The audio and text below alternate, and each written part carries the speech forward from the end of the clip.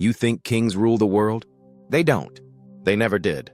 Behind every empire, every prophet's persecution, every rewritten scripture, stands one hidden force: the priesthood. But not just any priests. We're talking about the mobeds, the Zoroastrian elite, masters of fire, gatekeepers of light, and the first to turn divine truth into a monopoly. This is the origin story of the spiritual elite, a class that doesn't worship God. They manage God. They sell God.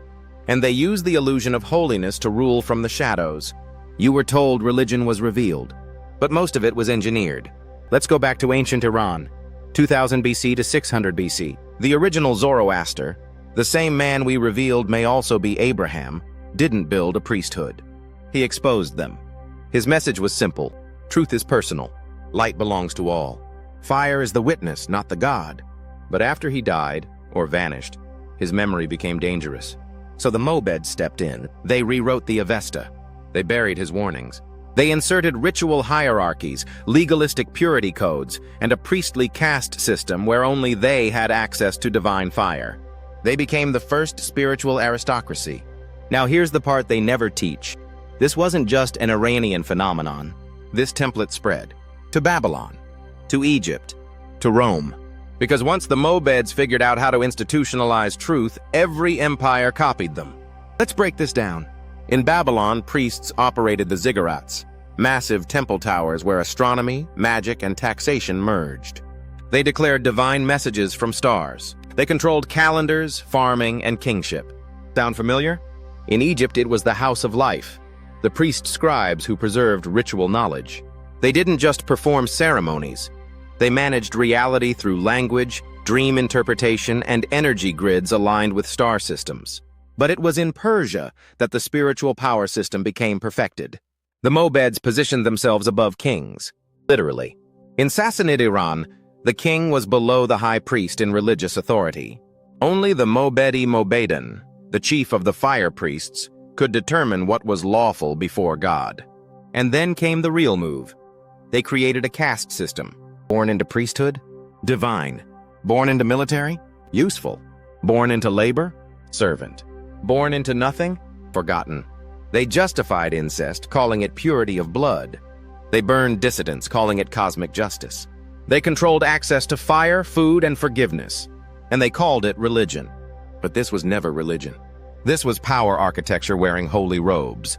And when empires rose, they brought their mobeds with them, or created new priestly classes based on the same model. The Kohanim and Levitical priests of Israel, the Brahmins of Vedic India, the Roman pontiffs, later rebranded as popes. Even the ulama and patriarchs of later Islamic and Christian empires, all of them share one blueprint. Create distance between the people and the creator. Insert ritual. Claim authority. Control time, light, law, and death. And who designed the blueprint? The fire priests of ancient Iran. They were the original reality managers. They didn't need to be kings because they ruled kings. They sat behind the thrones. They decided which calendar was sacred. They determined who was pure and who was cursed. And their legacy never ended. Because after Persia fell, their rituals didn't die. They went underground. They re-emerged in Alexandrian mystery schools, in Mithraic cults, in Gnostic orders, and eventually, in the symbolic architecture of Freemasonry. The torch, the flame, the eternal light. Where do you think that came from? The torch you see on government buildings, the flame etched into secret society logos. The eternal fire burned at military tombs. It all traces back to one source, the mobeds' fire. But here's the twist. What began as sacred truth was turned into occult control. Because once fire was no longer public, once the sacred became classified, a new game began. The priesthood evolved. They left robes and incense behind and picked up symbols, degrees, and secret handshakes. You know them today as Freemasons, Rosicrucians, Jesuit strategists, or mystery schools. But the blueprint was set in ancient Persia. Let me show you how the system mutated, but never died. In the late Sassanid period, the mobeds were losing influence. Their fire temples were falling. The people were awakening. So they scattered. Some fled east into India and became the Parsi. They carried the Avesta but mixed it with local ritual. Others went west, embedding their knowledge into Greco-Roman cults like the cult of Mithras, a fire-based warrior religion that worshipped divine order through hidden ranks and cosmic alignment. Now fast forward.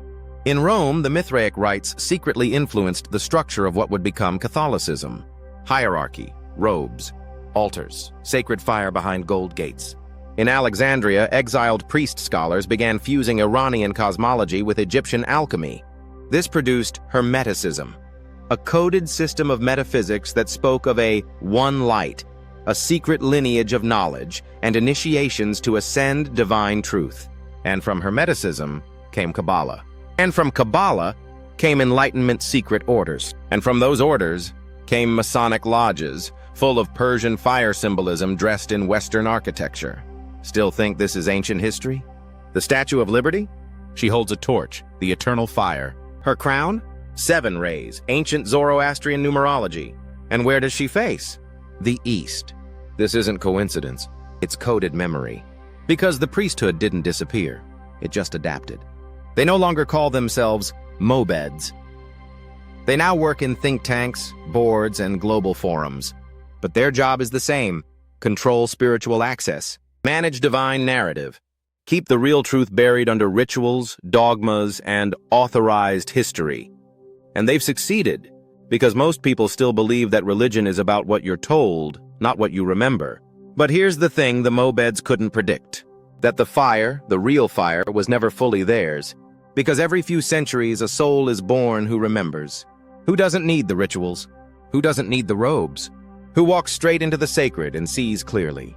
Zarathustra was one. Abraham was one. Moses was one. Muhammad, Jesus, Enoch, all were truth walkers, not system keepers. And every time one of them speaks, the priesthood goes into panic mode. They burn. They slander. They distort. They divide. Because prophets set fire to their illusion and awaken the masses to the fact that God was never in the temple. He was in the light you carry. And that's the final crack in their system. The mobeds built temples. The Masons built pyramids. The modern elite build digital altars. But you were never meant to bow to any of them. You were meant to reclaim the truth they've been guarding. A truth that says, you do not need a priest to access the source. You need alignment. You need honesty. You need fire that burns lies, not people. And that fire is waking up again. The priesthood still rules, but their time is ending. Because the memory they buried for 3,000 years is rising in the minds of those who will not be controlled. Now let's finish the story they never wanted you to hear. Because this isn't just about ancient Iran. This isn't about religion. This is about spiritual captivity across time. The mobeds were the prototype, but their descendants wear suits now. They run your institutions. They write your textbooks. They publish your calendars. They replaced fire temples with media platforms, rituals with consumer habits, and spiritual laws with legal codes no soul could possibly follow. And the same core agenda remains: separate you from the source, gatekeep divine truth, profit from the illusion. Let's break it. They turned cosmic energy into religion. They turned sacred geometry into architecture of control. They turned initiatory wisdom into degrees, not of spirit, but of rank. They turned the eternal fire into a symbol of submission, not liberation. And here's the most dangerous part. They made it look beautiful. The light-bearing statues, the golden domes, the chants, robes, and holy processions. They made you think proximity to ritual meant proximity to God. But the prophets never said that. Not one prophet in history ever created a priesthood. They came to destroy them. Moses confronted Pharaoh's magicians. Jesus overturned the money tables in the temple. Muhammad warned of scholars who sell the truth for coins. Zarathustra called the mobeds out directly as enemies of truth. Abraham rejected every elite class and walked out of the city alone. The ones who saw the truth always walked away from the gatekeepers. So the question is, why are you still listening to them? Why do you still believe you need permission to access your own soul? Why do you let systems built on buried prophets tell you how to speak to the Creator? It's because they buried something deeper than fire. They buried your memory. They made you forget that you were born in the same fire they tried to control. They made you think the light was external, that it lived in buildings, that only a select few could speak on your behalf. And now the priesthood runs the entire world. Ritualized politics, technocratic spirituality, Artificial intelligence trained on human emotion, a society built on managed perception, not real revelation. This is not religion. This is spellcraft. And it's been running since the fall of Persia, since the mobeds infiltrated Babylon, since the Mithraic rites hid inside Rome, since the Templars brought Eastern fire back to Europe and encoded it in stone cathedrals, since the Masons built the temples of modern power. All of it, a fire stolen from the prophets and sold to kings. But that fire never died, because every time they tried to turn it into an institution, a new prophet came and set it free again. That's why they kill prophets. Not because of politics, because of light leakage. And now the leakage has become a flood, because the veil is tearing. You're beginning to remember that the fire was always yours, that you don't need robes, rituals, or degrees. You need truth. And that truth is rising in ruins, in frequencies, in the DNA of those waking up all across the earth. The final priesthood will fall, not by war, not by politics, but by one act, remembering that you are not a follower. You are not a sheep. You are not a consumer of rituals. You are a carrier of fire. And no priest, no institution, no system can stand between you and the light that shaped all creation. That is the real lost history. That is why they fear you awakening. And that is why the fire must rise again. But this time, it will not be in their temples. It will be in you.